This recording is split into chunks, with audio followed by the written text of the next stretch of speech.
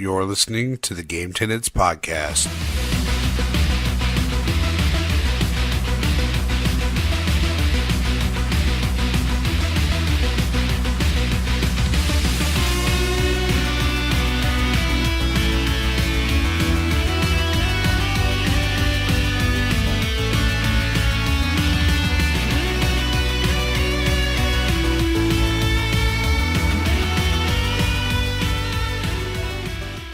What's good, everybody? Welcome to the Game Tenants Podcast, the failed adventures of two gamers and their quest for Gamecast stardom.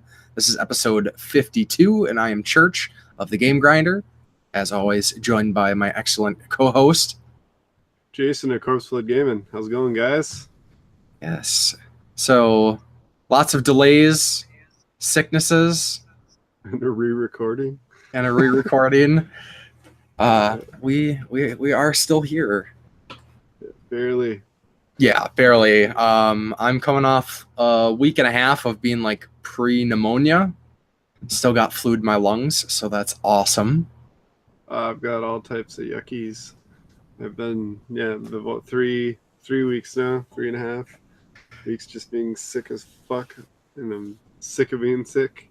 Yeah, as soon as it gets like nice too. Well, decent weather. Yeah, it started off with like a flu, then it was just like debilitating muscle aches, and then this cough, and then this cough, and then this cough. Yeah, I know how it goes. It's fine now, but yeah, it's been some bullshit. So between the two of us, we've just been not feeling up to it, and had a problem with our last attempt at doing the podcast, or my internet dropped out, and so now all our topics would have been like old news, even more old news than what we usually cover. So, yeah, there's not like, I mean, there's stuff going on, but like it's not things that we are super hot to talk about, and everything right now is just like E3 spoilers and reveals and stuff, and pre-trailers for the actual trailer they're going to show at E3. a teaser for a teaser for a trailer. Fucking snapshot of a character's taint, and you're gonna be like, "Oh my god, is that the game? Is that the game I think it's gonna be? I don't know."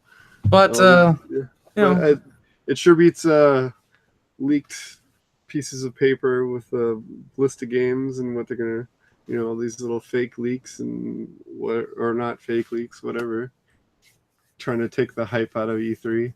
Yeah, well, it's like everybody wants to be like the one to break breaking the news. Yeah, it's kind of, I don't know.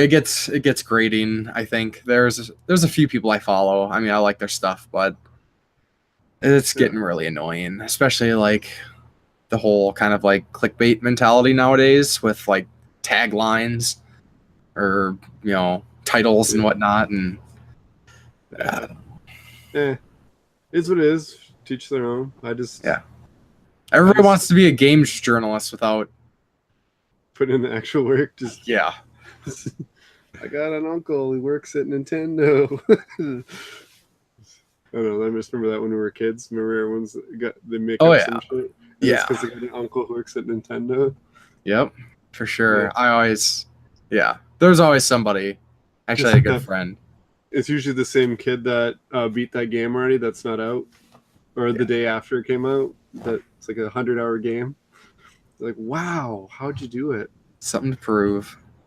Yeah, but good thing about achievements and trophies and all that crap now is now you got proof you did it or you didn't. True that. But so we do have some newsy stuff, but I think this is gonna be a lot of kind of games talk, at least on my side of things. So, that's what we're here for.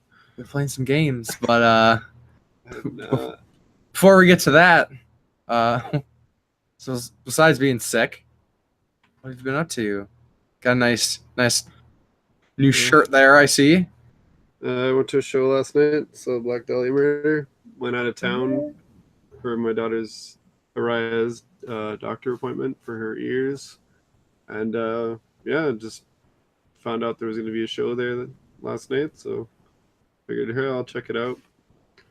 So I explored the city a bit. I mean, it's a city I've been to a lot. but since driving, I don't really. It's been my first time traversing the city by myself because my wife sat with the girls. The boys were being watched by my parents, so adventure. I went lonesome style to the concert because I couldn't get a hold of any of my friends on literally zero notice. Yeah, I mean, it is what I've gone to so many concerts by myself. It's you gotta go. My buddy messaged me today, like, "Did you call me last night?" Just real surprised. Just gonna see if you wanted to go see this show on like no notice. Like, hey, I'm here. You should come here. Basic notice. It's worth a shot. Just hey, because I wasn't sure if I was gonna go. I knew about it, but I was like, I don't know, I might not be able to go. I thought it was late when I got there. I was like an hour and a half early for the show. I looked at it online and it said show starts at 7. No, the doors open at 8, and the show was at 9. So I just sat there and made friends for an hour inside, and it's kind of an awkward sit around outside for the half hour before that. So yeah, I thought I'd missed the opening bands, but I missed nobody. But it's not very game related. But yeah, as far as the trip goes, it was kind of bunk for game pickups too. I went to a couple of stores and walked out with nothing except for my kids were there, so they got things, and I was like, "Am I being punished?" And my wife goes, "Oh, maybe that just means you got all the games now, or all the games." I was like, all the games were full price that I looked at, so that's why I didn't walk out with anything. I had one that I was just like, if this is it, nah, I'm gonna put it back. It wasn't like I gotta have, like, I'd add it to the stack that was mine, but it was like, this is the only game. Like, meh. I don't remember what it was. It was a Wii U game anyway. It was just like, I'll grab this, I guess. Yes. Yeah. That's not kind of the kind of purchase you want to make when it's it's like, right. That'd be a hell of a pickup video. Well, I got this because that's all it was. It was there. The end. The 30-second pickup video. 25 seconds of it's my intro. So yeah, that was a bit of a bummer. I'm not saying I didn't get anything. We went to Toys R Us, which is apparently going out of business. Yeah. None of the prices were saying going out of business. Nope. Especially after like seeing what some people are picking up in the States ones. Like our friend Tom Reinhardt picked up that Luke Skywalker land speeder, like Power Wheels vehicle. Yeah. And I saw it there, and it was $450 still, so that was still not $100 like he got his for. So I was like, that sucks. Got a few things, a few really, really random things. I got that like Crash Bandicoot Neo Cortex Skylanders Imaginator pack.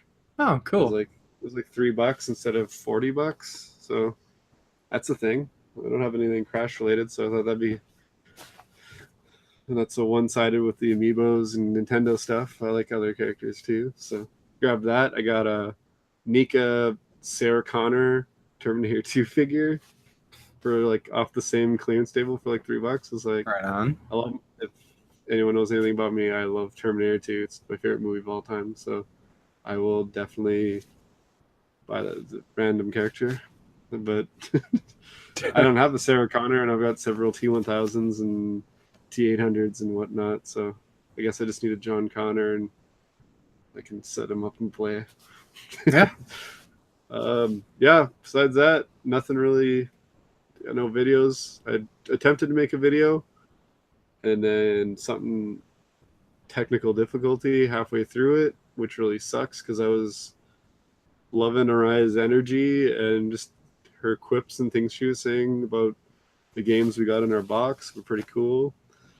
And that's really hard to recreate, but I guess I'm going to have to redo the unboxing because like halfway through the video, it just looks like the viewer drops acid because like the sound stays, but like it freezes up and then like half the screen looks like it's melting. And I'm like, oh, I've never had something like that happen before. But besides that, beat God of War like a month ago. and made some progress on my shelves. They're not done yet still, but a big part of them is done.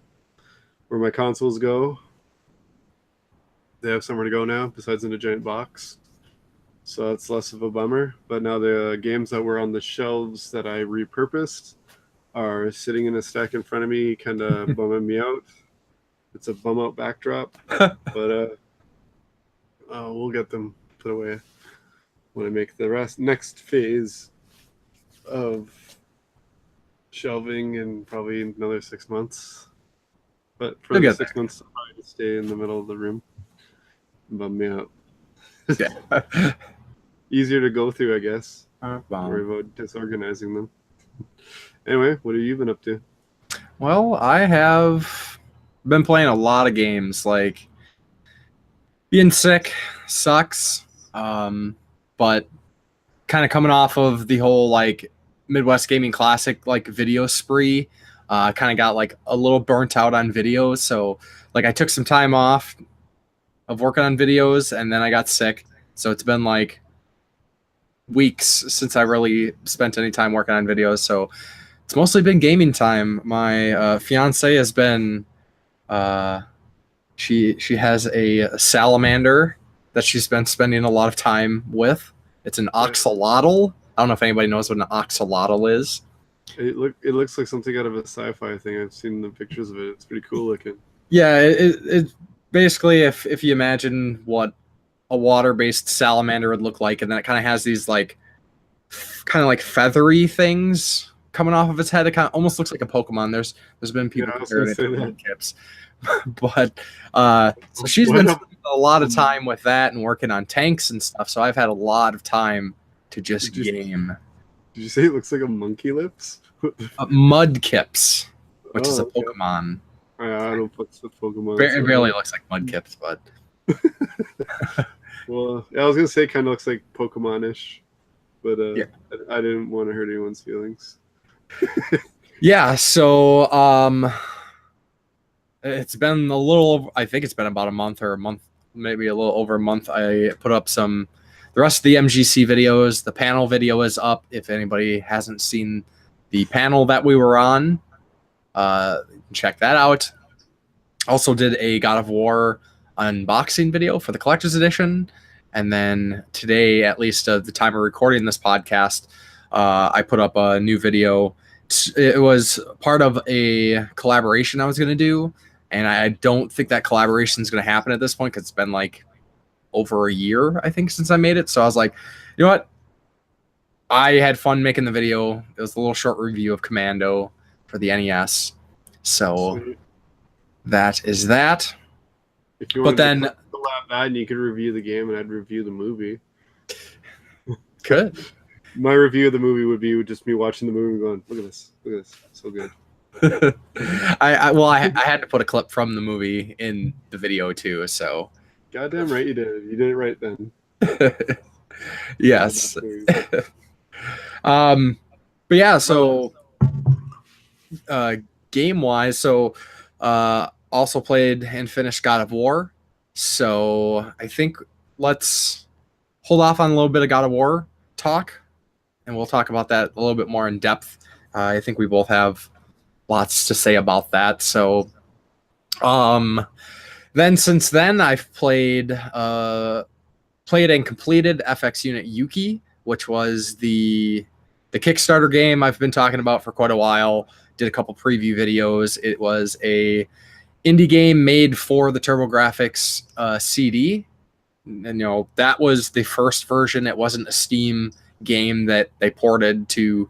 This was a retro-made game. And from what I'd seen in the demos compared to playing the full game, it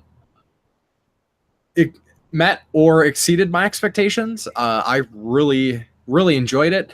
I probably have some bias just because I've kind of been involved somewhat. I'm not developing the game or anything, but I've been friends with the developers and got to check out demos throughout the last couple of years. So,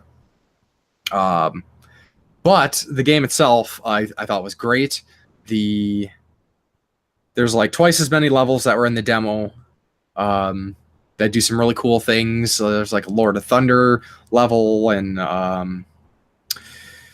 some more different styles that they incorporated in some of the other levels. There's cutscenes between every level, like anime stills, which was cool. I didn't even know that was going to be in the game because that wasn't in the demo at all. But then the fucking soundtrack for that game is so good. It's ridiculous. Absolutely ridiculous how good that soundtrack is. Like, I'm still listening to it, like certain songs, like almost on a daily because they're so good. So even if you're blind, it's worth a play. Absolutely. Totally. So, yeah, and it was kind of neat. So when I first played through the game, got to the end of the game, got the ending scene and whatnot, and then during the credits scroll, I'd noticed that there was a credit for a character, another character that was voiced by somebody else. And I was like, the hell? And then after the end of the credits, it said, there's the end, but then after the credits, it's game over. And I thought that was kind of weird, although it really wasn't. Like, that's just what they did. At the end, they do game over. They change game over music. But that encouraged me to try playing through the game again. So I played it through on hard. There's 4 difficulties: easy, normal, hard, and insane. So I played through on hard, beat that, and then turns out there was a second character that unlocks, which is kind of like a palette swap and ability swap. Like, instead of having her basic like slashing attack, she has her like energy shot, so the primaries are switched. And that was cool. Added in some extra dialogue. They didn't have the cutscenes. Or wait, was there cutscenes? No, I can't remember. No, I think it was just dialogue changes. But that was an unexpected little thing, which definitely leads into potential of sequel material, which I imagine is where they will be going eventually. I know they're still working on ports for this game, so more options to play. A lot planned, so it's good. Yeah. So hopefully it's doing good for them. Yeah, and it was, I don't know, like, I thought it was great. It's pretty high up there for games that I've played this year of like how much I enjoyed them. Yeah, I just like the character. I like the design. I like all the inspirations to classic games, classic TurboGrafx games. So yeah, really neat. If you get the chance to check it out, I definitely recommend it. I think later this year they'll have, I think they're working on a Dreamcast and a Steam port next, and then there might be some other ports. But for anybody who is interested in the game and doesn't have a Turbo CD, you could do what I did, and I actually used an emulator with the disc. I actually purchased a license for this emulator called Magic Engine, which was recommended by the developers. So, that's always an option if you want to, you can always pick up the game, emulate. Yeah, I'll just play it. I'll take it on my Turbo CD. Yeah, so then after that, I jumped into Dragon's Crown Pro, which was the remaster of Dragon's Crown, the Vanillaware beat 'em up RPG hybrid. Have you played that before? No, I haven't. I have been meaning to grab it. I almost picked it up, but it was one of those full price games. Yeah, because it just came out, but I wasn't feeling yeah, purchase. I was probably going to pick it up on release, but then they had the incentive of the like, if you pre-order, you get the Steelbook, the Battle Hardened edition or whatever. So I was like, okay, I'll support it.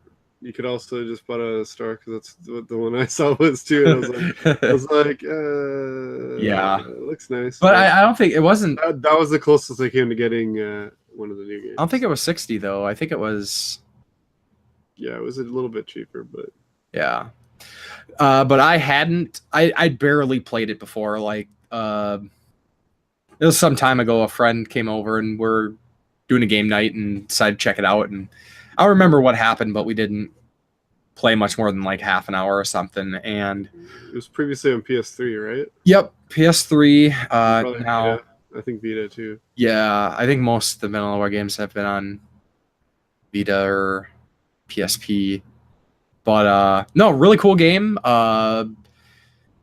Definitely a beat 'em up, but kind of it's hybrid in a way. So you have your beat 'em up, but then it also has some like RPG aspects to it. Like so you pick your characters.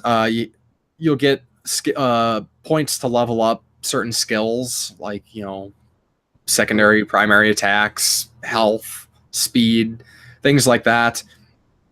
Kind of one of the big mechanics in the game. At a certain point, like you have to get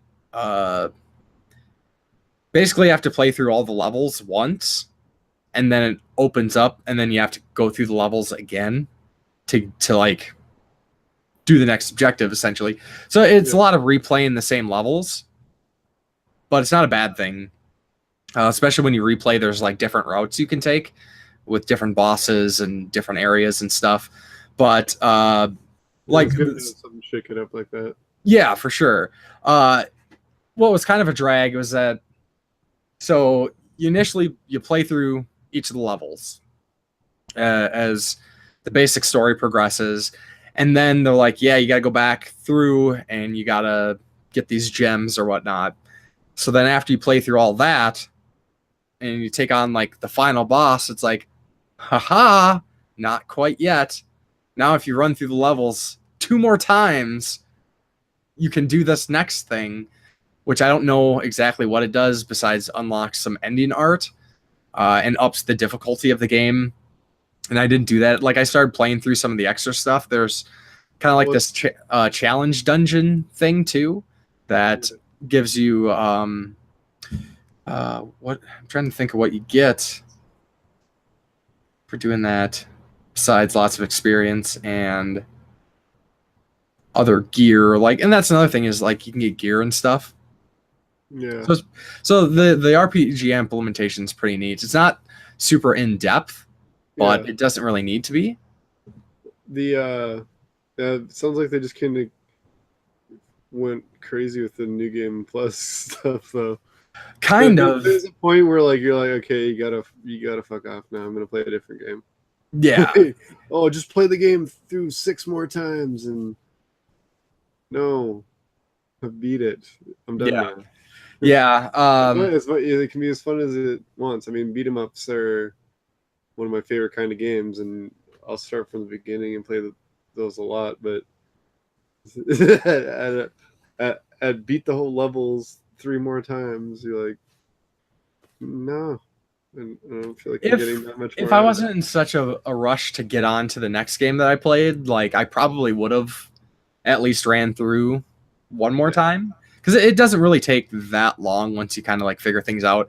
And what's kind of neat is like initially when you're playing through the game, you'll find like piles of bones, and you can like pick up the bones, and then you can like resurrect other characters. So you can have up to 3 AI characters. And then after you do the initial run through the levels, when the other routes open up, then you can open the game up for random people to join. So that can add a lot of variety to some extent. The levels and the enemies kind of can remain the same, or route A, route B kind of stuff. But I think that routes sounds like it added some fun, but like couple. It only goes so far. Yeah, like especially when you said you play through bunch of levels. I mean, even if it's different ways. Yeah, I think essentially. So you have to do the first story run, and then it unlocks the second route. So, but after you run through a level, then it unlocks side quests, and side quests are various objectives like find this device that constructs a magic carpet, because in one of the levels there's a magic carpet, and then in one of the areas you'll see a loom, and you like click on it, and stuff like that, or kill this many enemies under this condition or whatever. So you run through as you're beating each level. It's like, oh hey, here's a side quest. So I was like, okay, well I'm gonna go do that side quest. And this was towards the beginning of the game, so I'd basically play the level twice. And I'll be like, cool. And then I get through it all, and then it's like, aha, now you gotta go through the other route and get all these crystals so you can access the illusionary kingdom or whatever to fight the dragon. And so that was like the third run through, and then like I said, then I did the fourth run through. But no, it is definitely a really cool game for anybody who is a fan of Vanillaware. Like, the art style is there, the charm. There's some really cool character animations. I know the game got it did get a lot of heat, but it got some flack because of some like grossly misproportioned bodies, mainly like the barbarian and the wizard. Female characters just had like massive chests. Yeah. But I remember hearing about that, I think, when it came out on PS3. Yeah. But it's purely an aesthetic thing. It's not like, yeah. I don't know. I didn't really get the impression that they're like sexualizing it or anything, but it's obviously there. I mean, there's a good amount of jiggle throughout the game. There's a few like NPCs you come across that they'll show like I don't exactly know how to explain it. It's not a still picture. It's like a painting that has like minimal movement to it, kind of like a Vanillaware thing. And even some of those had, some heaving bosoms and things like that. So, I mean, there's definitely some I guess sex appeal injected into the game, but overlook that, and it's a pretty solid game. I'd still probably enjoy the barbarian, even if he has heaving bosoms and stuff. Yeah. I played the elf, and the elf isn't like half naked, all boobs. So anything like that, I'm always as close to Conan as I can be. Yeah, and the barbarian is badass, and so, I mean, she's pretty much Red Sonja, and you can actually like pick like a color palette that like red hair and silver armor and stuff. So it's cool. It's a cool game. I'm glad I played it.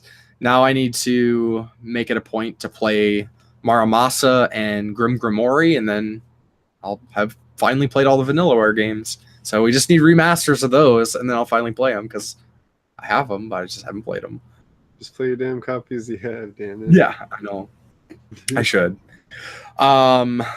Yeah, and then actually, one of the things we're going to talk about on our previous attempted recording of the podcast was the kind of surprise announcement. So not surprise / surprise, as people who are following the Kickstarter knew it was going to happen, but we didn't have a date or anything. But they had announced the Bloodstained Curse of the Moon minigame, which was a stretch goal, essentially retro game based in the Bloodstained universe, designed much like kind of Castlevania 3. Yeah, I liked what I saw. I bought it, but I haven't played it. It was made by Inti Creates, and Inti's involved with Bloodstained Ritual of the Night. Inti did like Ezra Striker Gunvolt. They've helped with Shantae. They helped with Shovel Knight. I was awesome actually, studio. I was already stoked for the regular Bloodstained, but the Curse of the Moon one, I was even more interested in that than the actual full game, I believe. It's pretty sweet. I mean, it's $10. It's on most platforms digitally. Unfortunately, there's not a physical version, not even in the final Kickstarter rewards. There's not a physical version of it, but maybe we can hold out hopes that there will be. But it is definitely worth the $10. There's more to it than I thought there was going to be. I'm trying to remember how many levels there were. I think there's like eight levels or so, but it kind of takes Dracula or Castlevania 3 Dracula's Curse formula and kind of ups it, where you pick up characters as you go and you can switch between the characters. But in Dracula's Curse, you can only switch between one other character, where this one you can switch between all the characters as you get them. And there's 4 of them, isn't there? Yep. And they all have various different abilities. Can there's lots of different alternate routes you can take through the levels, which I didn't try all the routes, but I tried like 2 or 3 routes per level as I played through the game. The couple times I played through it. Sweet. Yeah. I've heard nothing bad about it, and a lot of people are playing it. But, yeah. If for anybody who liked basically the original Castlevanias, like aesthetically, I think this looks way better because, of course, they can do a little bit more. You know, they're not under the restrictions of NES hardware, so they need to just keep it looking that retro aesthetic, but they have a little extra breathing room, especially with like black backgrounds, sprite. There are more colors they can use on screen at the same time. Yep, sprite animations. For sprites, I think you could only use 3 colors for the whole thing. So they don't have those limitations. So aesthetically, design-wise, I think it's great. The levels are really cool. The characters are all characters that are going to be in the final game. Although I'm kind of curious. I haven't really been following the story too much, just because I'll find it out when I play the game. But it'll be interesting to see where the events from this game connects to the future game, because there's actually 5 different endings you can get depending on how you decide to play through the game. There's like a basic ending, then there's like what I imagine would kind of be like the full ending, maybe, but even that has a really weird moment that's like, what the hell is going on here? And there's people connecting it to like I think the Azure Striker Gunvolt universe. Like these games might take place in the same universe or something. I don't know. It's Inti Creates thing. But then there's like you don't have to recruit the companions. Like you can not recruit them, or the choice if you want to walk by or kill them can have effects. Like it's pretty wild. Like for what it is, there's a lot to it for $10. Good. So and it's not super long either. It's something that I was hoping to play on my trip, but I went to the concert instead. Yeah, good choice, I would say. I brought my Switch, and the girls were stoked, but then we didn't have time to play it, so it could be my fault. So that was super cool. And then I jumped into Dark Souls Remastered, which I've really been looking forward to for a while. I kind of missed the boat. Not necessarily, but I never played Dark Souls 1 and 2. Dark Souls 3 was the first one I played. Loved it. Skip Demon Souls, too. Yep, I haven't played that. I hadn't played Kingsfield, any of those. But I played Dark Souls 3, loved it, reviewed it. If anybody hadn't seen that review, you can check it out.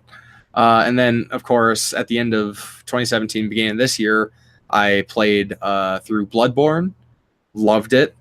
And I'm starting to really understand that there is something in the formula of how From Software does these games that is like probably the most addicting like gameplay presentation for me that I've experienced in like many years. Because much like Dark Souls 3 and Bloodborne, like as soon as I started playing those games, like that's all I wanted to do. Like I'd squeeze in game times when like normally I'd be watching YouTube videos or reading up stuff on the internet. Like those are things that I do every day, and I haven't been doing those things because once I started playing Dark Souls Remastered, it's like I've probably put, I don't even know, 30 hours in the last few days over the weekend. Like that's all I did. I did a 12-hour stretch on Sunday, and I just love these games.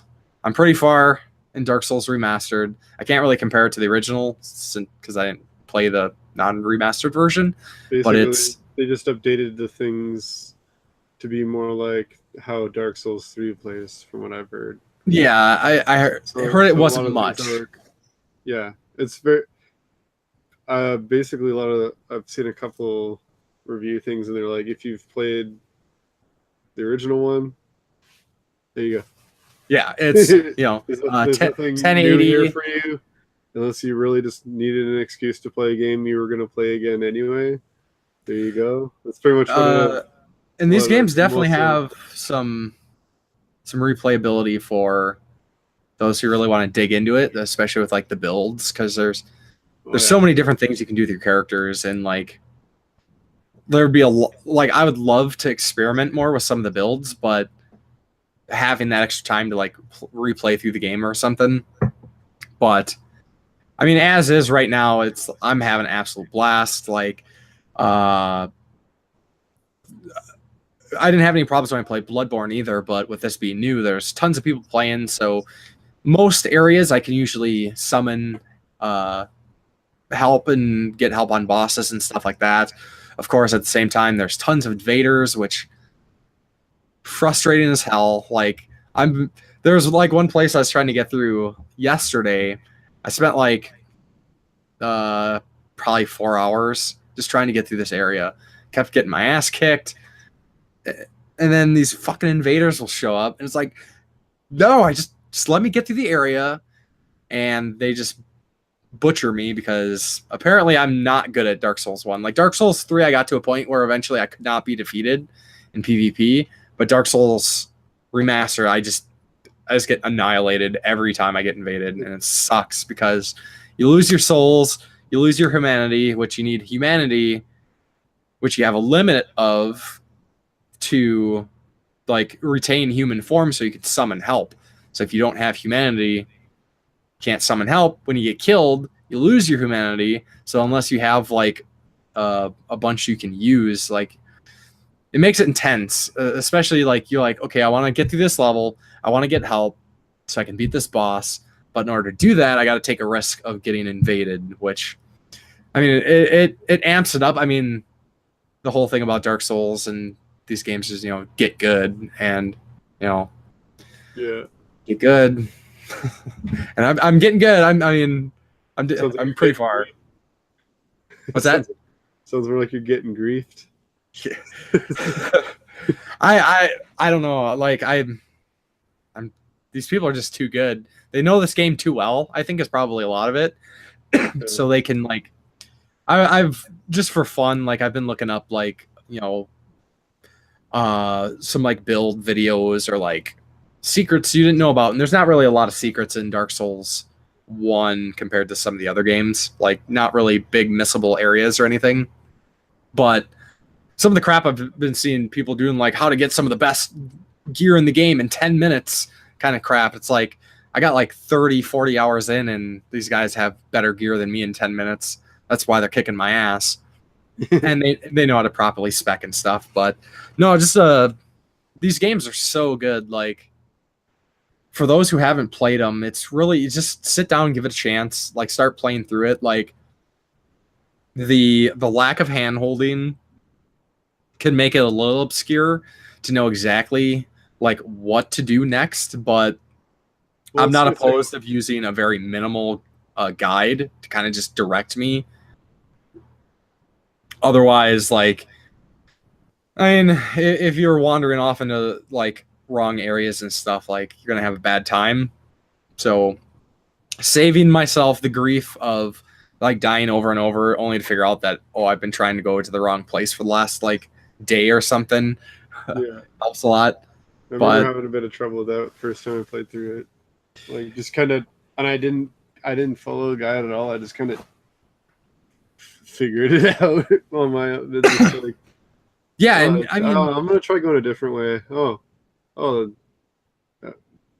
This guy's like 4 times less the size of the guy that's been like killing me in one hit, sort of stuff.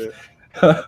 But no, I mean, for anybody who hasn't played it, like and I talked about this with Bloodborne, and I talked about it with Dark Souls 3, is like the whole difficulty thing. Like, don't let that be a deterrent. It's not that it's like the games are challenging, that's for sure.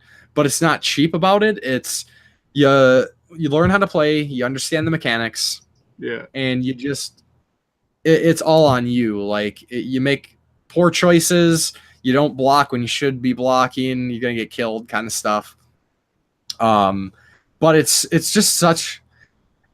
I can't even like put it into words like how like invested I get in these games as soon as I start playing them, because it's the satisfaction of just overcoming you know, that not everybody's going to be able to get past this guy, or they're going to give up or something. And I'm going to keep trying. And I got past him, and now it's another hill to go over. And that's the problem I got. If something kills me, I will kill it.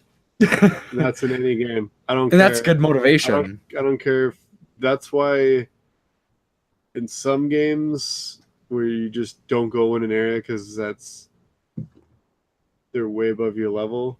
Yeah. Can't even hurt them. I'll still try. Oh yeah. I'll still go. Sure. No, that guy killed me. But like, yeah, he's level 50 or level like 6. Just yeah, but he killed me, so I'm gonna kill him. If there's a possible way to kill that guy, I'm gonna kill that guy, and I've done it before in games. Yeah. Like, wow, that was a 3-hour battle. I don't know why I even did, but then you level up like ridiculously. Yeah. And you know, I think one of the big things that I really admire about the Souls games is the level design of these games is like, there's very few games that can do level design this well.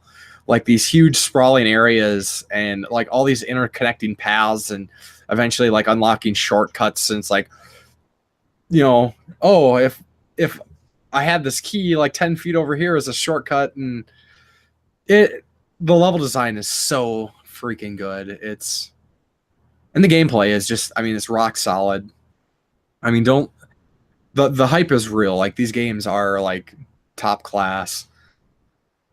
So anybody who wasn't on the fence, like just sit down, give it a go, you know, get a basic understanding. The reason I don't play more of them is I honestly just don't have time for retrying shit. If I'm gonna play a game, it's gonna be a game I'm just gonna fucking breeze through mostly. Sure. It's at the point where I'm like, I want to feel like I got somewhere. So if there's a game where I get stuck on it, I'm not gonna want to play that. Oh, and this, I mean, I do enjoy them when I have the time to play them. Yeah. And these are games of progress. That's why I wasn't excited about it coming out again. I was like, that's not something I'm gonna invest anything in because I already got the game. So, and I'm like, at a point where I'm playing anything is, who knows? Yeah. I might beat a bunch of games within a month and then not be able to play anything for 2 months. So it's not, that's what I'm really beat. Yeah, so so I'm just playing Dark Souls Remastered right now. We'll see how much longer that takes me. I got a weekend coming up here. Lots of opportunities for long binge fests. So yeah. I think my list of beaten games this year is like over 20 now, which is almost like compared to what I beat last year total. So I'm pretty happy about that. Right on. Although I still am bringing in way more games than I'm completing. I already got a little stack. My little shelf of new pickups is pretty much ready for another video again. Just since we did the last podcast, or even the last attempt at a podcast, I'm looking at like 30 games on my table here. So, and that's with that trip yielding pretty much nothing. Yeah. But what else is yeah. What it is. So sorry about the long spiel of games, but you know, been playing some games. I did ask what you did. So yeah, that is true. So I guess before we jump into some little news mentions, we got that retro game highlight segment that we are going to be doing in each episode, where we're taking turns picking a retro game, not necessarily like hidden gems or things like that, just a game that we kind of want to give a shout out for, to bring in some more retro. Yeah, because I mean, a lot of what we do, a lot of what everybody listens, the listeners do is, you know, play, collect, talk about retro games. So trying to give it a little bit of love. Last time you talked about Lufia 2. You bet. Yep. And this time I am bringing a game that has been kind of seems to be popping up in my attention the last like month and a half, and that is Jackal for the NES. One of my favorite NES games, probably I'd say like probably first 5 games I picked up when I started collecting again because I needed Jackal. I got it one of my first big lots I got when I started collecting NES. So I'm with you there. Yeah. Konami Classic. It's a top-down kind of like running gun shooter. You drive around in Jeeps. It's a great co-op game for the NES. Not terribly difficult, but provides enough challenge. Awesome Konami soundtrack. It's a classic for me. It's a game I grew up with. Every chance friends and I got to play it, we did. And as of lately, there's been other discussions about it. I participated in a charity stream with my friend Uncle Danny, and it was one of the games. I was like, hey, let's play some Jackal co-op. And then unrelated, on the Bonus Barrel podcast, they were talking about some games that they had played and loved when they were younger, but haven't touched them since then. And one of the co-hosts, Seiji, had mentioned Jackal, and he's like, yeah, I used to love that game, but I'm afraid to play it because I don't want to sully that memory that I have. And I immediately went on Twitter and I sent him a tweet and I was like, dude, you ain't gonna sully nothing because this game is bad ass. You're sullied if you have a problem with it now. Yeah. So yeah, Jackal. I hope everybody has played Jackal. Yeah, play it or jump in a fire, because that's got to be what not playing Jackal feels like. Yeah. I feel like being on a fire. Yeah, so then let's kind of run through some kind of news mentions we got here, and then we will get some a little bit more God of War discussion. So just a couple quick mentions I have, trying to fill my Shantae streak. So the Shantae Half-Genie Hero Ultimate Edition sold out in retail in a little over a week. So that is very cool. Game's getting some attention. Glad people are finally starting to enjoy some Shantae, because what a package that Ultimate Edition is too, especially the physical version. Wow, there's a lot in there. Yeah, you get, especially just the game and the DLCs themselves. Like, it's a ton of great content, and then you get the soundtrack, you get an art book. Yeah, Can't go wrong. I had it on pre-order for a while, but then I had to pare back some. And I figured first one to do, probably that one would be a good idea. So. I had like double the amount that I currently have pre-ordered, so I was like, yeah, I'm going a little bit pre-order crazy, and I got back. I said I'll end up grabbing it. Yeah, and there are plans of them making more copies, so it's not like I saw it at the store. It was another game I saw at the store yesterday when I was on the trip too. So I was like, all right, well, I know they're around if I can. Sweet. Ones later on, but yeah. Even my wife, who doesn't usually say anything about my game buying, was like, holy dude, calm down on the pre-orders. Because I had like 30 games on pre-order, and I was like, yeah, probably scale that back a bit. Yeah, especially with all the upcoming pre-order announcements for post E3 stuff. Oh man, I'm still waiting to pre-order freaking Red Dead Redemption 2. It's coming. Is it sold out ahead of time? Like, they're just not gonna make enough? Yeah. Because I've never seen a game sit on Amazon on currently unavailable unless it's like close to coming out. It's usually only collector's editions. Like standard edition games on Amazon are like never sold out. Detroit, but yeah, and God of War. Yep. We're both like for like the last, what was it, like 2 weeks before it came out, they were currently unavailable. And I mean, I pre-ordered God of War as soon as they were making it available, but that's, yeah. So unless it's been up and sold out a couple of times, I check not every day or a couple times a day, but I check pretty often. And are they going to put it up or what? It's out in October. Right.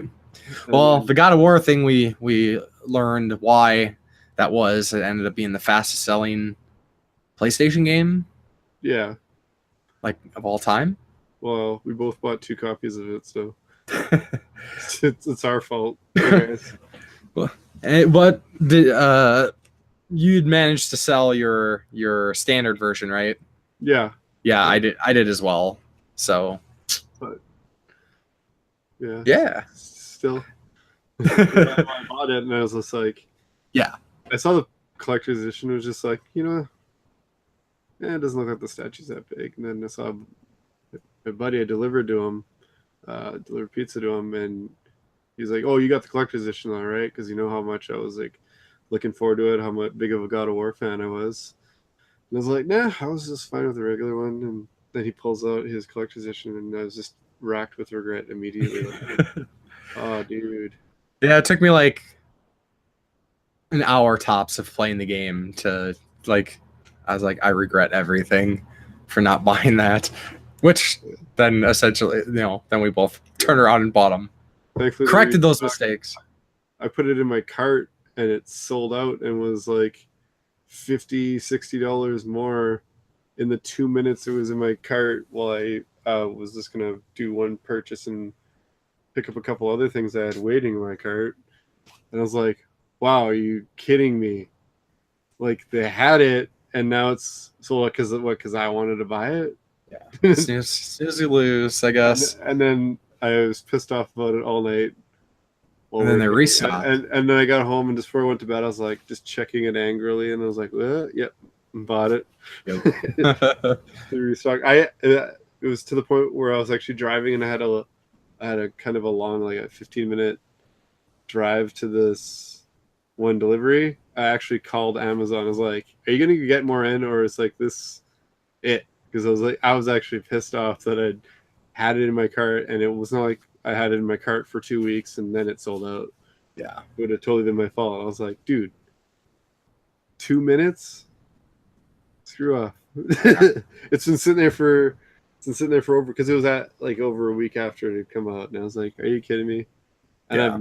I've had that happen one other time. I don't remember what it was, and I don't want to dredge up that memory, but I know that happened with another thing I had in my cart, was paying for it, and then it was just like, nope. I was like, well, I'm not trying to get like a limited run game like on release or something. I was like, this is just everyone's had a chance to buy it for a while now, and then I'm like, all right, well, it's still there. It's a sign. I'm gonna buy it. And guess not.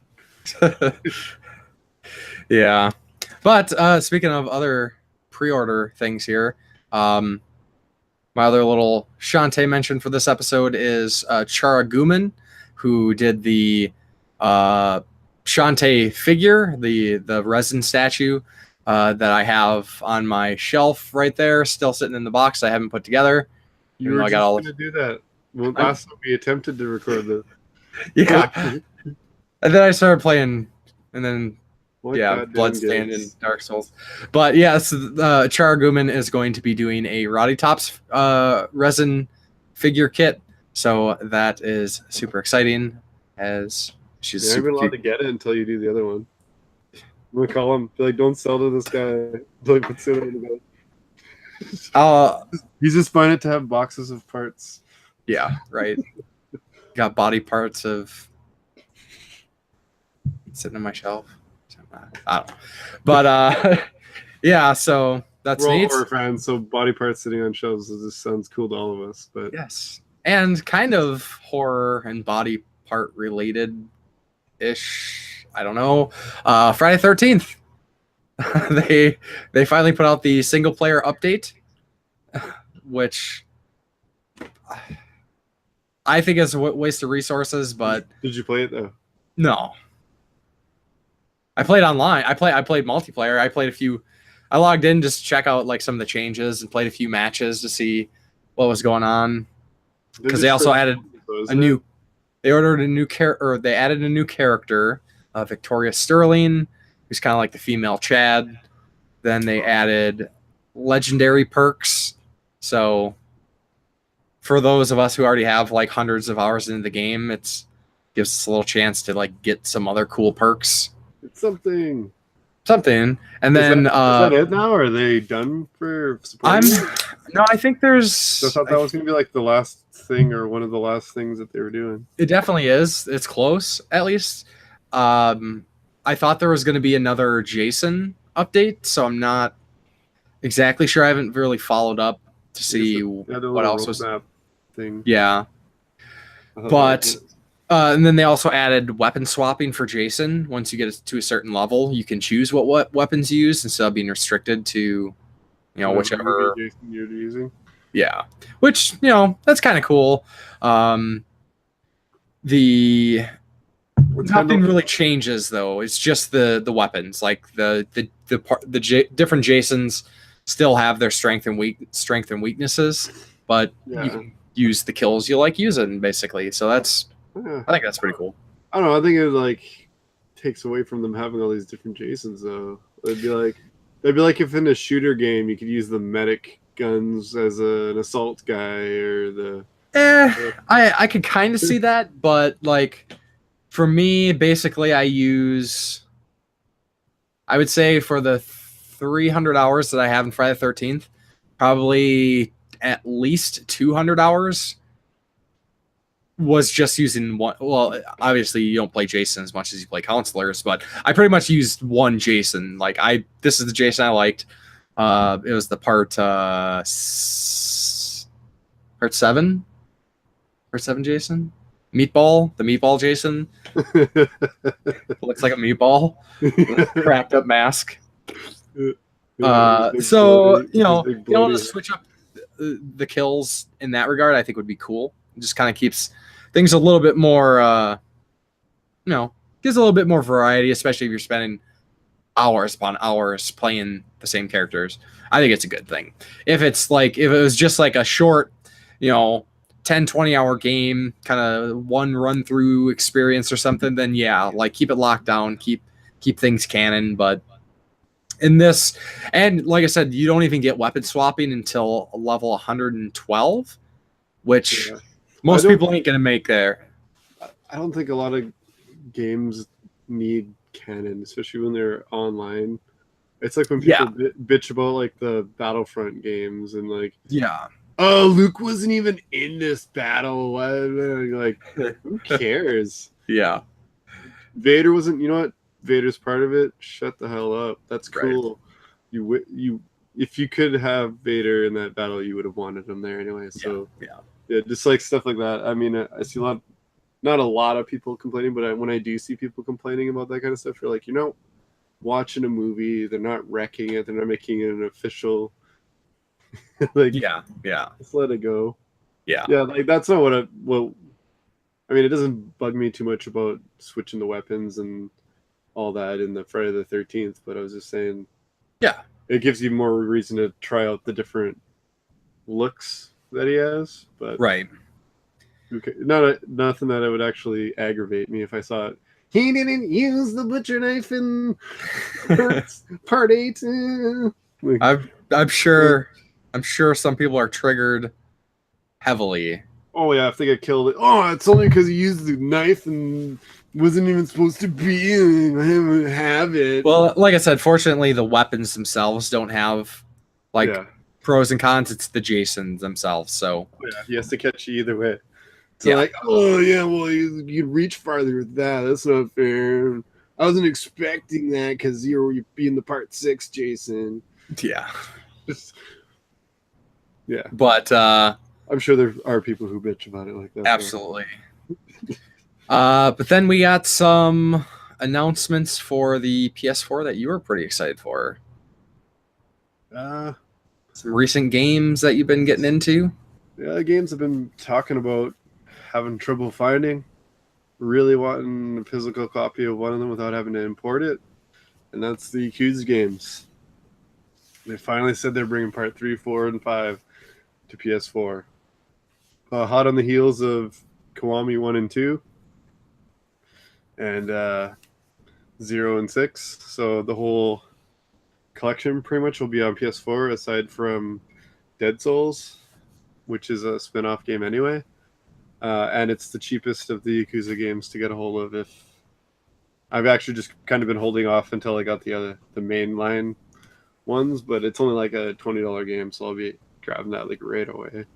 But yeah, I'm super stoked to be able to pick them all up. In going with how bunk my game shopping went on this trip, I found a freaking case for Yakuza 3 at the one EV games that I went to, and was so stoked because it's been a long time where I've been looking for the Yakuza games. Like I just started getting in them by like trying them, and then I fell in love immediately. But I've been looking for the PS3 iterations for probably 2 years, and this is the first time that I've ever seen a Yakuza game that wasn't a PS4 game in a store, and I was like, yes! And the 3 is the one that randomly skyrocketed to like, I don't know, $60 or $70, and I was so stoked, and I brought it up to the counter, and they couldn't find the disc. I was very, very put off. Kind of wrecked the rest of my day. Even with going to the concert, it was just like, this is fun, but could also own Yakuza 3 and be at a concert. I could have Yakuza 3 in my pocket for some reason, but I don't. So definitely, it hurt a little bit less knowing that they're coming to the PS4. But hopefully, we'll be getting them stateside soon, because I know they're coming out in Japan first. And okay, I was gonna say it sounded like that was. I'm not sure what's going on with the camera here. I was gonna say it sounded like you were on like one of those fan boats for a minute there. Like, you know, those Bayou boats with the big fan on the back of them. It's all good now, but yeah. Usually it takes about a year and a half after they come out in Japan to come out here. Hopefully it's faster because they're only kind of updating. They're not really adding much to it, just giving it the HD remake treatment. So hopefully they can expedite that. Maybe even all 3 of them come out at once rather than the year apart like the Konami games. I would not be put off by that at all. I'm buying them as soon as they come out either way. But yeah, definitely if you're looking at getting into the Yakuza series, it's gonna start getting a lot easier.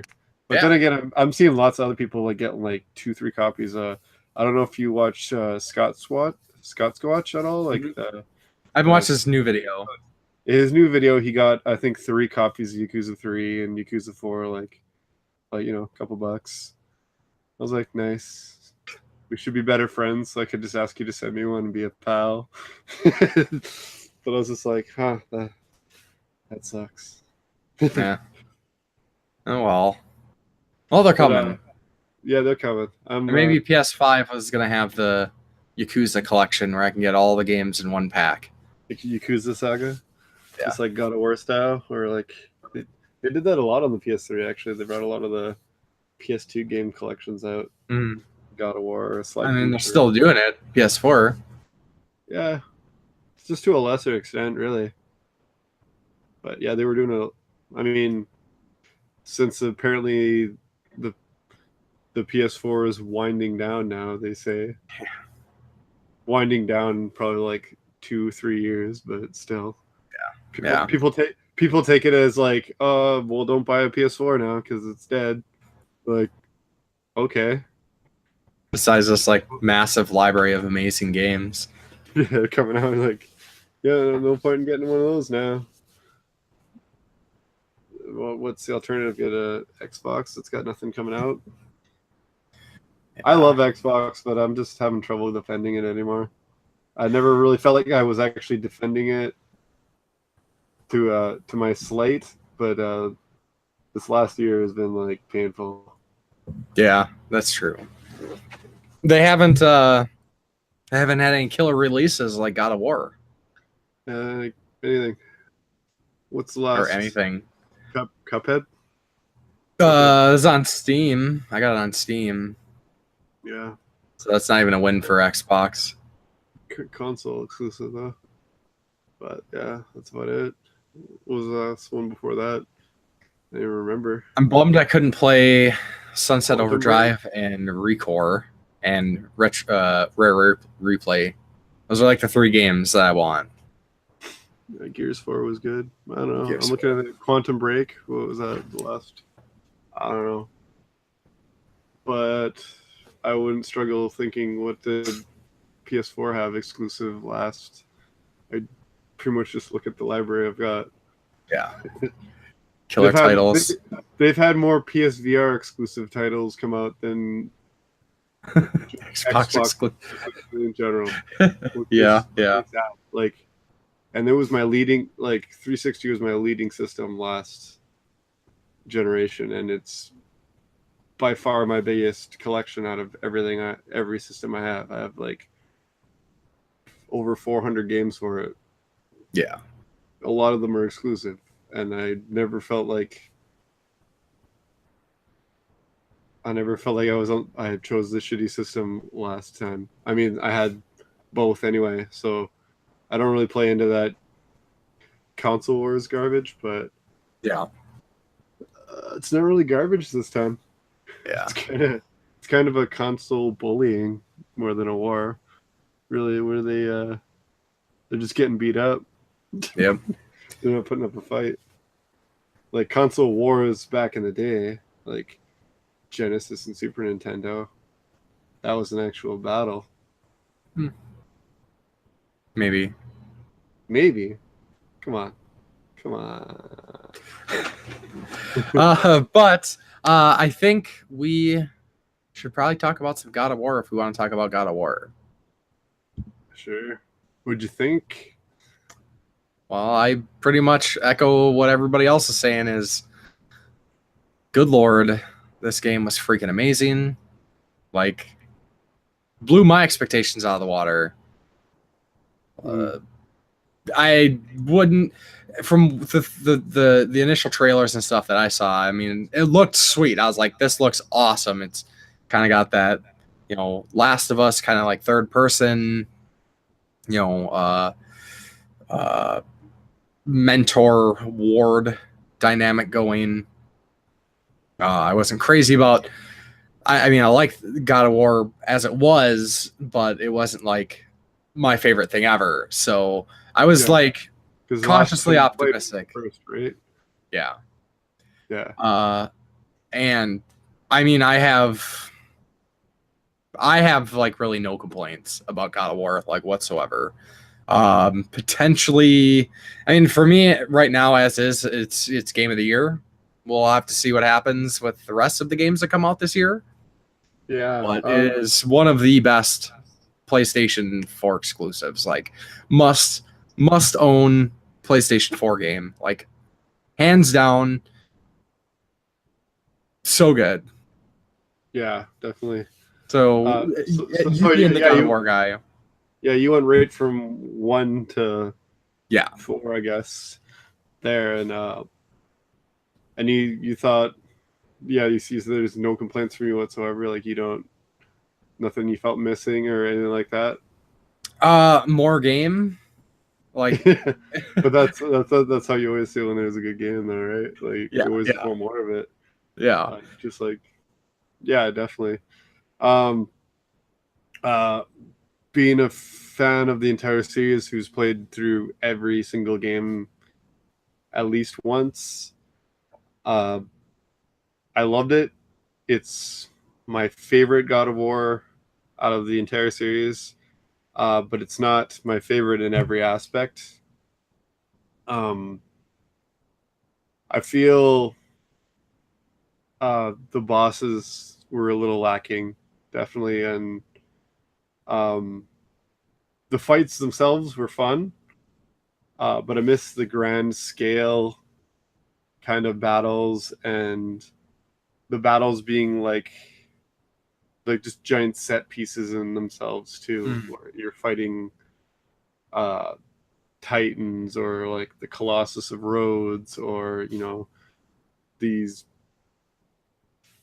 pile of gods in every game that you'd go from one god to another. It wasn't just like you fight one god and that was the game. Like, it's kind of how I felt in this one, as you fight Balder right at the beginning, kick-ass fight, a lot of what I was expecting.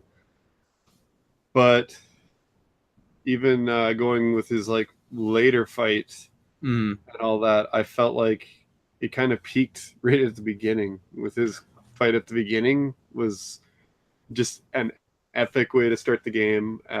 Yeah, for sure. And everything kind of fell flat. Like, I thought the end battle was pretty awesome. It was cool. The way they did some of it, I liked. I mean, like the cinematic part of it, but yeah, the cinematic parts were what I felt were kind of missing. Like when you fight the dragon fight was cool, but the dragon felt more like a mid boss than an actual. Because like everything had like tiers in the older games when you would fight a boss. Like, this isn't even my final form type fights. Right. Or you'd have to break this, and everything kind of progressed, and it just made you feel like, oh, cool, I killed him. Oh, wait, no, he's not even dead yet. And like halfway done, I thought I was done. Fighting the two brothers was another, I thought, a cool fight. I really liked that boss battle, actually, but then when the other guy just like runs away from you like the rest of the game, I was like, well, that's not what I'm used to, especially when he's not even like chasing him down. But is what it is. As far as the world itself, the traversal, all that stuff, everything was improved upon. There's no more like jump up to that ledge. Oh, what? Why did he jump that way to his death? What the hell was that? It was very precise. I never made a wrong jump, like when trying to go to a ledge or like jump across to something. Like it was very well done. Like they definitely had that dialed in. The main hub world, Midgard, I thought was pretty well done, even though apparently just Kratos, Atreus, and the two Smiths live on Midgard, because that's all I saw. That part made me think like Midgard is Earth, but in like even in the older ones, like you'd see glimpses of people running away, or there's right. Well, I think it felt a little empty. Besides everything else, is like he's trying to save Midgard, but apparently all that lives on Midgard is like beasts that he wants to kill anyway. Well, I got the impression that Midgard, is the land mass, but you're pretty much just hanging out around this lake. Like, I think there's more world outside of there, but you don't need that. Yeah. And this is like, the lake was like flooded, and it's full of like, the undead and stuff. Yeah. So why would people be hanging out around those areas? Yeah, but yeah, it just felt a little lifeless as a world as a result of that to me. I got more of a. I felt like even if you saw like things in the background, like, okay, that's where the people are. Okay, but it just in that aspect, it's not even really a complaint. It's just something I kind of noticed, and I was just kind of like, huh. Yeah, for me, it was more of kind of like coming upon like this, like this. I mean, it is obviously like a mystic land and whatnot, but it's kind of like very mystical. So the lack of people kind of made sense. I mean, there is activity. The monsters, of course. You got birds and so on and so forth. It doesn't feel like it doesn't feel dead. There is a lack of humans, so yeah. I said it didn't bug me too much, and I was just kind of thinking of it as an afterthought kind of thing. Yeah. But as far as combat goes, I don't know how much it's been out a while. I don't know. Well, if you want to throw a spoiler warning here, we can say, let's see, spoiler warning. Minor. I'm not going to talk about how it ends or anything like that. Skip ahead 5 minutes if you don't want a spoiler.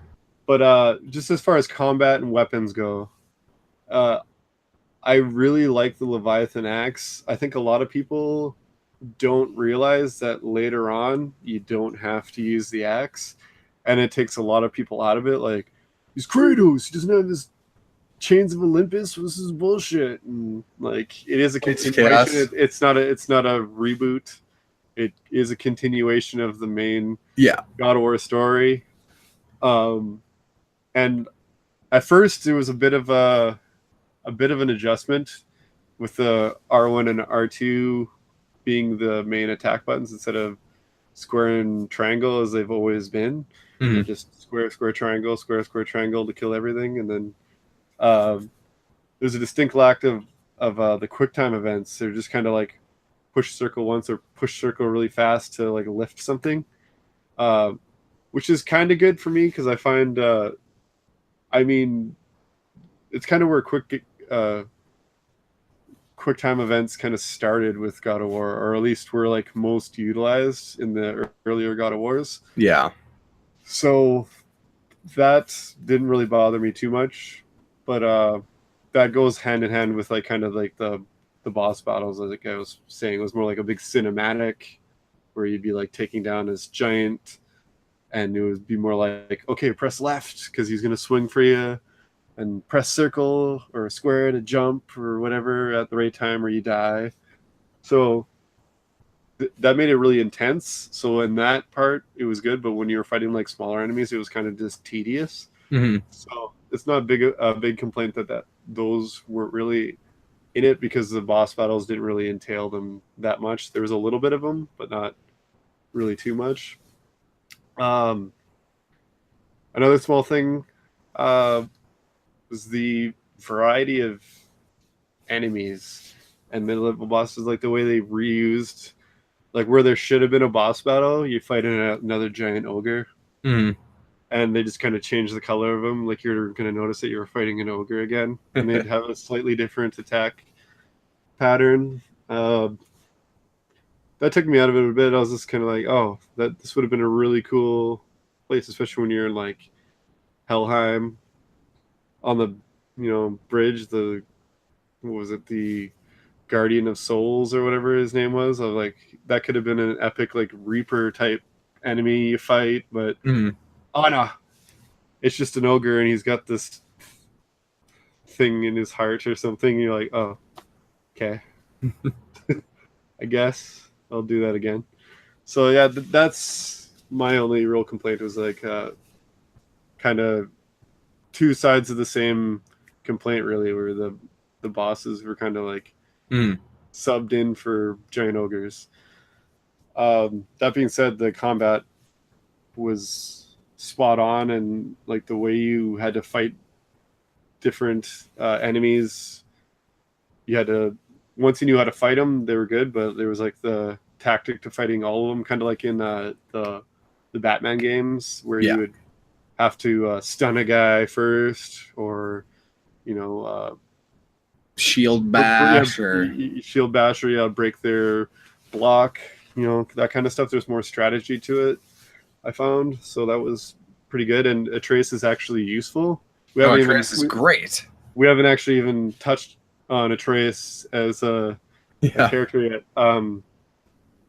But that was one thing I was like, oh no, I don't really want a handhold mission. Kratos isn't much of a handholder guy, and that's what was my initial thoughts, and I couldn't have been more wrong.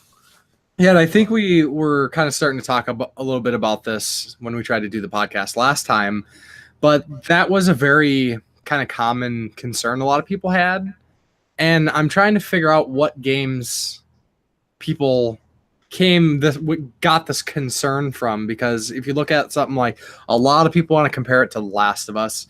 Last of Us is a game that kind of takes story first, where God of War is definitely a gameplay first, but the story is like right there, where Last of Us kind of is lighter on the story, but in no way point ever did Ellie ever cause any problems here in The Last of Us. She kind of disappeared in the background when you're doing things. Same with BioShock Infinite. Like Elizabeth would kind of duck behind something, or they'd both like toss you a power up or something. So a lot of the current like the very Yeah, current, current games, I think, do it well.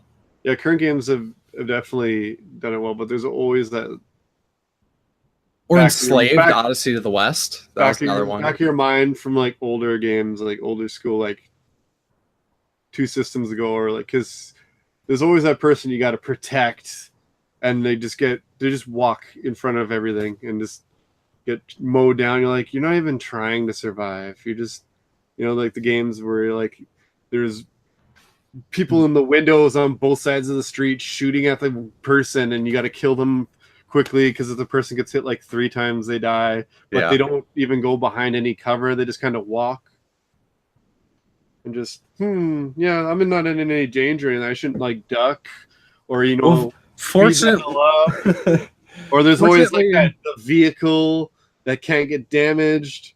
yeah, It's basically the same thing, and you're like, look away because you get distracted by a big enemy, and then a bunch of little enemies crowd towards it. And I mean, even in God of War itself, as we're speaking about, when you're on the flying ship, it's almost like a small version of that, where they're trying to put out the fire, and if you get distracted from the fire, it'll go out and the ship will fall.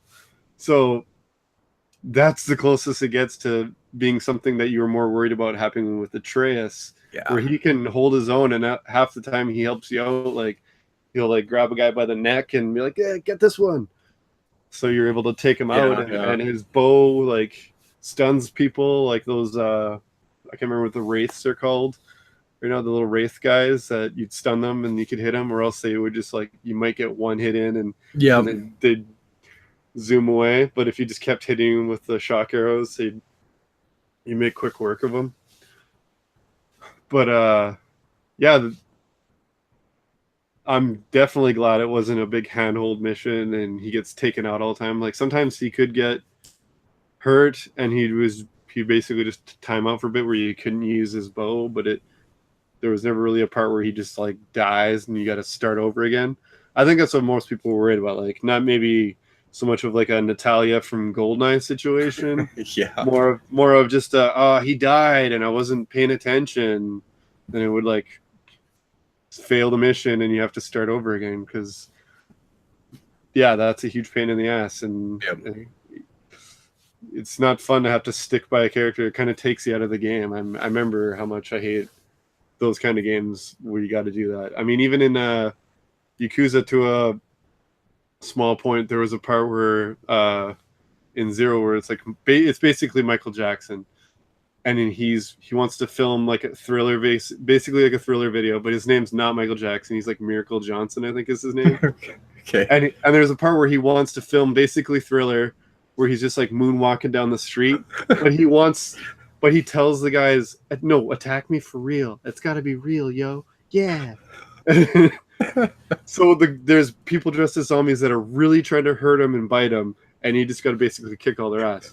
It's not that hard. It was really a really fun mission, but it could have been a big pain in the ass because when it started, I just recognized that kind of mission. I was like, this is going to be some bullshit, but I didn't even have to redo it. It was pretty funny, actually. But yeah, that's what I'm definitely glad that it wasn't like. I've actually heard people talking about maybe he might even get his like own spin-off game later on. I don't know how down with that I'd be. I'd rather just have them together in the game, or have them not with him, whatever. But I don't need spin-off character games, and we don't need the Disney Star Wars treatment. I'm not interested in him in that capacity. He was a cool character, really, especially towards the end, the reveals. I'll let the listeners draw their own conclusions from playing the game themselves, but there was really cool character and story building towards the end for him. That's pretty much my thoughts on the whole thing. I'm a little. I've like I said, I've less complaints because I'm not a longtime God of War fan. So but I am familiar with those big set pieces. So I could see how you could miss that for sure. Everything fit the game, and I'm glad they didn't just try to shoehorn in him fighting all these random gods because he's kind of new to this land. So, I mean, he pissed off some pretty powerful people, but it's like they're taking a lot longer than in, I guess, in Greece, he was more well known already because he was already like the commander of the army, so he'd already pissed off people. Yeah, so he pissed off people previously. So he's just getting to piss off people. Yeah, and at the same time, I think the inevitable sequel that I would be happy if they released tomorrow gives them a lot of room to do bigger things. Yeah, which will be interesting. I'm so interested to see what they're gonna do with the sequel. Like, me too. How? Like, I just want to see it. I want. Oh, I cannot wait. And I know it's years away, but man, I'm excited for God of War 2. Is it gonna be 2 or 5? 5, I think. They'll probably just give it like a surname, like, you know, like no origins. I can't bring up like Ascension, but because Ascension is pretty wildly known as one of the worst in the series. I didn't hate it. It wasn't the best. It was more. It kind of felt like more like an add-on. But then again, the PSP games to me felt like just when they were getting going, you beat them. Like, yeah. It was especially a bummer because that's why I got a PSP was for when Chains of Olympus was coming out. And I was just like, yeah, just getting into it. And I'm like, oh, cool. I'm finally there. We're going to kick some ass. No. Then when you get to where you're going, then that's the end of the game. There was like no hook. There was no, you're just like, huh. It was just like an episode. Yeah. And I think I beat the game on like one crappy PSP battery life. So it was a little underwhelming. But I mean, those are like side games. Most people don't put those as like mainline games. They're like just a snack. Yeah, I guess. So, what would be like final thoughts for anybody on the fence about God of War? Get it. The action is second to none. The battling with the axe. At first, like I said, it's a little weird because using the triggers, I automatically went to like press square and triangle a lot, even after playing for a couple hours. Sometimes if I was in the heat of battle, I'd catch myself doing it. Sometimes I forget to call my axe back. I would throw it and then I'd be like, your guy. I'd be like, oh yeah, I need my axe. I do a run like I was gonna chop at the guy with the axe, and then realize the axe wasn't even on my back or on my hand, and I'm like, oh dumb. But it's just like Mjolnir. You can call it right back like Thor's hammer. So that, and then later on you have the option of the Blades of Olympus. So awesome. So you get your actual God of War. Yeah, if you felt like the axe was too much of a departure. I mean, all of the games have had their own other weapons, like the Blade of Olympus, Blade of Olympus. Yeah, chains. Chains of Olympus. Blades of Chaos. Blades of Chaos. Sorry. Whatever. And then the Blade of Olympus was the big sword. Yeah. Sorry. Yeah. So I will say one thing that we don't really want to go too much into it at this point, but I will say, you know, we've mostly been talking about gameplay, but story wise, like, so well done, voice acting, character development, twists and turns in the story. Like, it's, I mean, I love my gameplay, but I'm a story and character. Like, that's my draw for video games largely. And Mimir helped keep it.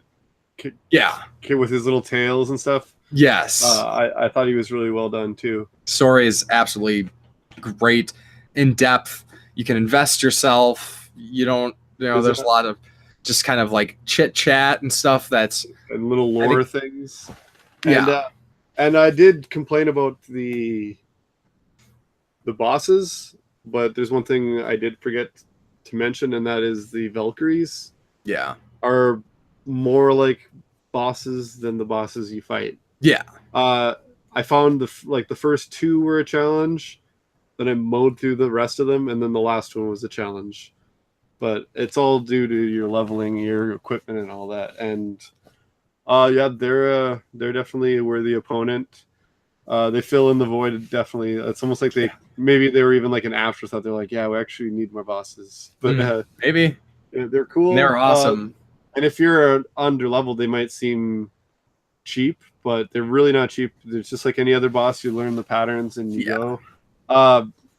And a lot of the stuff that could be seen as challenging in the game is all due to leveling. Like there's the rifts. Yep. Where if you're underleveled, they'll come out and they'll have a purple health bar, which means they're like way, way above you and they can kill you in like 2 hits. And as we mentioned earlier, if something kills me, I'm going to kill it. So I won't back down. I won't come back later. If I've been killed by this guy, I don't care how tough he is. I don't care if I have to wail on him for half an hour and he 2 hits me. I'm going to kill this guy. And I made it a lot harder on myself by doing this, but I closed all these rifts and beat up all these purple lift bar enemies when I could have just been like, you know what, I'll just bookmark that and I'll come back in a couple of levels, get my equipment up. Because I ran into one that I had missed, and I was like, here goes this bullshit again. Guy pops out, and he's basically a regular enemy to me, and I just mowed him down in like 5 seconds. I was like, oh, is that it? Is that the only guy coming out of that? Oh, really? Oh, all right, I guess. Just went on with my day. Yeah. But there was like the one I kind of run into like a bit of a glitch where the guy was... they're called travelers, and it's basically like this heavily armored guy with a broadsword. And as long as you stay close to him and dodge their attacks and whatever, they had a pattern. But there's this one guy, I don't know what the hell was his deal, but he was just constantly swinging at me and charging at me, and he never let up. And I would block them, or not really block him, I would avoid him, parry his attacks, this and that, rolling around him. I'm close to him the whole time because, you know, sometimes if you go farther away from him, it would just like almost like reset and he'd keep running after you. So I would stay close to him and I'd be blocking this guy and rolling and everything for like 3 minutes, and he'd finally just get me good one time, and I'd be like, I couldn't even fight him because he was constantly swinging. So I was just rolling in a circle around this asshole. It's like Dark Souls. Yeah. But even in Dark Souls, everything's got a pattern. You learn how to fight him, and then out of like, I think he killed me like 3-5 times, I don't know, and it was the same every time. He'd come out swinging, and he wouldn't stop for even a like fraction of a second, so I could even like quick light hit him even, and I'd be like, "What's with this guy?" And then all of a sudden, try one more time, and he comes out. He's got like a 2 swing pattern, and you'd swing it overhead, and he'd just be like, I'm like, well, he's tired from killing me that 5 times. Finally, I can get him a hit edgewise. But then he had an actual pattern, and I whooped his ass because I was so used to like avoiding his attacks the other bunch of times. So that was a weird, I guess it was a glitch, but yeah, that's the closest thing to a glitch I ran into in the whole game, and platinumed it, so I think that's about it. Hopefully no one else ran into that, because that was a pain in my ass. Yeah. That guy was harder than a Valkyrie by accident. So, yeah, I mean, I think I've said most of what I wanted to say about God of War. Like I said, definitely must play for PlayStation 4. You got PlayStation 4, you don't have God of War, what are you doing? Yeah, don't let my small gripes deter you in any way. This is a must-play game. Those are just my little observations from being a fan of the series, but I didn't let it ruin this game for me. As this game is, like I said, it's my favorite in the series, best for storytelling by far. There wasn't a lot of cutscenes where like it fills in his story, because a lot of it you already know. And there wasn't really much to fill in that would entail a cutscene in this one, so they weren't really missed because they would have been kind of shoehorned in for no reason. Yeah. But the way they told it, everything was just spot on with how I would have chose. For sure. So, yeah. So then I think we will kind of move into some of our closing sections here. So we got our community question. So last episode we had asked what people thought about the community question section, involvement, things like that. Everyone's like, keep doing it. Just, don't have expectations of a lot of feedback and whatnot, which is kind of understandable, especially with the podcast format. Most people listen, throw it on in the background. They're probably might not be by a computer, or, want to respond every chance they get. So we're going to keep doing it. We'd love to hear your responses. That's why we're doing it. We like the feedback and the conversation. Exactly. Yeah, we were just kind of wondering where to place it in the podcast itself. It wasn't like, do you guys, well, we did ask, do you guys even like it? Is it a thing we should keep in? We were having a bit of a debate, like, should we have it right at the beginning so people hear right off the bat, or should we keep it in at the end? So I think we're going to put it towards the end, one of our outro sequences. Yeah, so then the question for everybody and ourselves for next week was provided by Eric DeGraff, longtime listener, longtime commenter. Thank you very much for the suggestion. And his question was, what is your favorite game opening? And we had some discussion on whether or not this is like straight up, you fire up the game Like intro scene, or is it like the intro music, or is it like the way the game itself begins? We'll leave it open for everyone's interpretation. Yeah. If you want to answer it in two different ways, like go for it. Yeah, because like some games have like an excellent, like almost like a music video at the beginning that shows the characters. I'm thinking kind of like Tales of Berseria. Yes. Well, like every time I turned on that game, I watched that. But there's also like The Last of Us, the way it starts and just gets you right in the mood. Right. Sets the pace right off the bat. That's an excellent opening to the game after the title screen. So yeah. And along with his suggestion for the question, Eric DeGraff said that Super Metroid was one of his favorites for openings, and that's a pretty sweet opening. It's kind of quick to the point, sets up the mood of the game. Just the music in the beginning of pretty much all the Metroid games. Yeah, I can recall, like just even the first one with that doo, doo, doo, just right away, you're like shit. You feel the emptiness of space like right up the bat, and it's all it is a couple of tones. Yeah. Cool. So that is a question for next week. So we will have some responses for you on the next episode. So then, what do you got coming up the next couple weeks? You gonna be doing any gaming? I hope so. I can't say for sure because I don't want to be a big disappointment next time. But I've definitely got games I would like to play, games I'd like to get back to. I think I'm done being sick for a while, hopefully. Hopefully. Working the same amount, but I'm going to try and get some solid game time in. I was in the middle of, well, not in the middle, but I had gotten a good portion of Far Cry 5 started, but my friends kind of moved on. My friend that kind of forced me into getting it, and I was actually going to hold off on it, is probably long beating it now. So there's not really that to kind of make me play that right now, but I don't really like to, I don't want it to be like put away and forgotten. Yeah. And also, I'm still in the middle of Yakuza 0 because I don't want to short myself the experience on that game. So I've been doing everything, but that's also been making it a super, super long game. Yeah. I'm not sure if I'll do all the Yakuza games like that. If they all have the same kind of side stuff, I'll probably just dabble in it in the other games. But this being my first experience, I want to really, because then if I run into that kind of stuff in another game, I'll be like, yeah, I didn't really benefit much from doing all that shit. So I like the side missions and everything in it. So that's going to be my game I'm playing for a while. But I always have a couple games on the go. I really don't want to be playing another long game. As I've said before, I really want to tackle some shorter games. So having my consoles all set up right next to the TV where they're just quick grab and setup.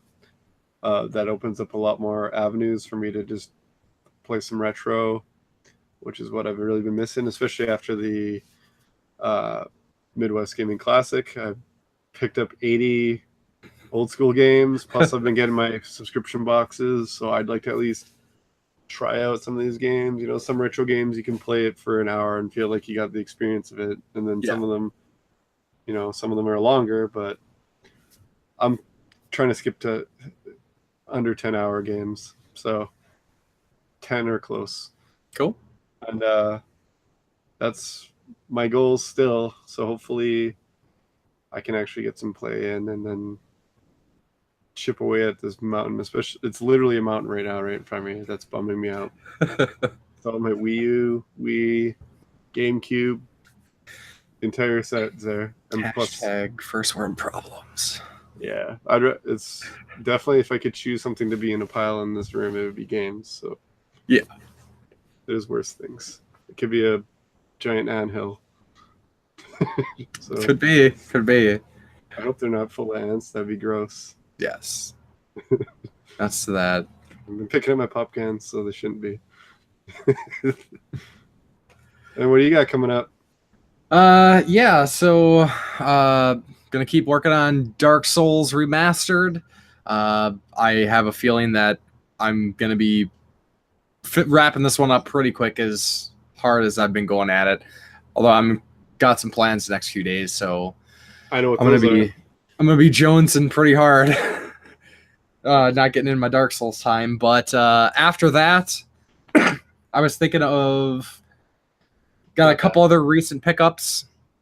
So I think I will probably play Agony next. I got that waiting for me at my mailbox across. So I'm hoping to grab that.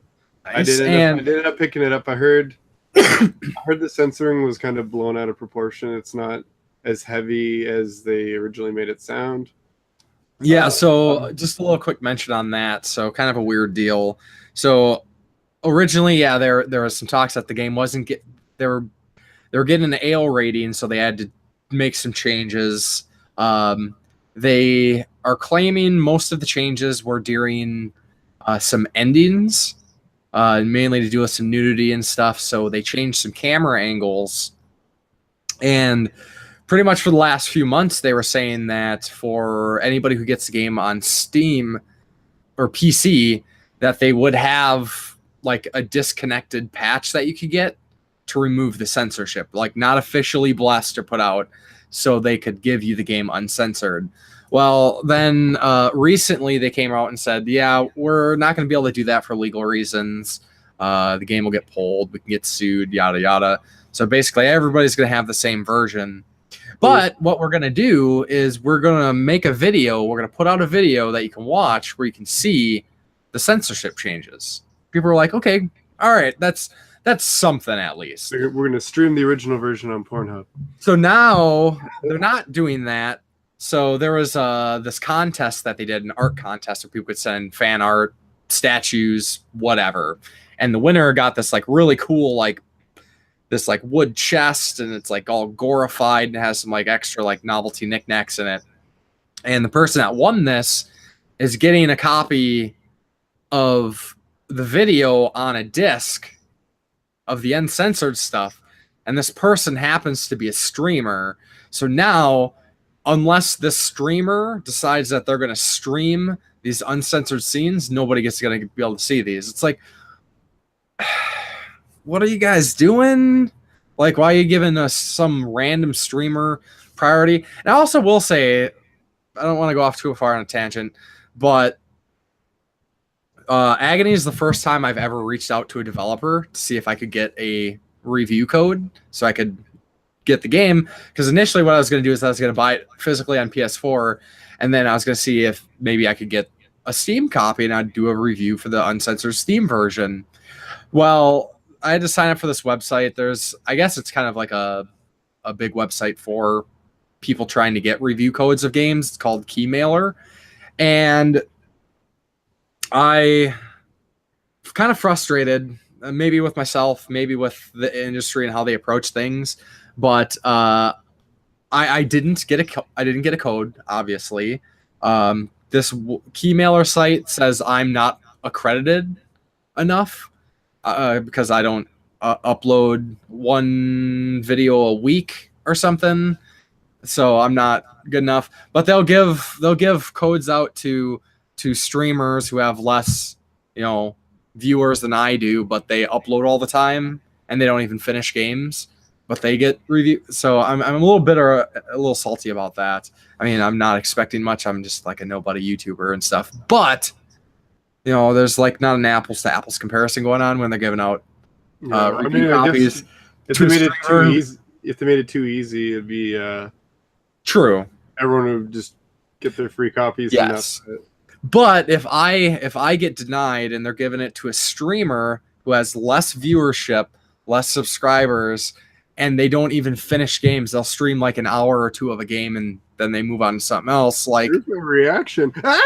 It's yeah. scary. How is that a review? If you, the whole live streamer thing, like we've talked that. I don't want to go into that anymore, but it's kind of annoying. I'm frustrated and whatever. I'm glad this PC version's not uncensored because I kind of bitter and I don't want to buy 2 copies of the game. Even though I was going to do that originally, even before I even thought about trying to get a review code. I was like, yeah, I want the physical PS4 version, but I want the uncensored version as well. Yeah, we're going to buy it twice. Well, we were just angry in general that we can just choose to buy a game and they're not allowed to have adults-only games on consoles anymore. Yeah. Which is dumb. Yeah, yeah. So that's why the ESRB was invented. Right. Like if you buy it for your kid, it's your fault. You can't just get mad at the developers. But exactly, I agree. People just don't want to deal with that anymore. It's a whole nother can of worms. Yeah. But yeah, I'll probably play Agony next because I am pretty stoked on that. And then depending on how quickly I can get onto the next game, I also got Detroit Become Human, which I'm pretty excited about. I'm a big fan of Quantic Dream. Really liked Heavy Rain. Really liked Beyond Two Souls. What? Sean. Press X to Sean. Press X to Jason was another video too. Damn it! Yeah, there's some fantastic glitch videos from Heavy Rain that like still just crack me up. That's my favorite thing about Heavy Rain. Sean. Press X to Sean. Or the glitch one where it's like not even in the same scene. It was like a completely different scene, and somehow it glitched where it had the button prompt, and he's like doing completely like not even like related to his kid. Yeah, he's just Sean.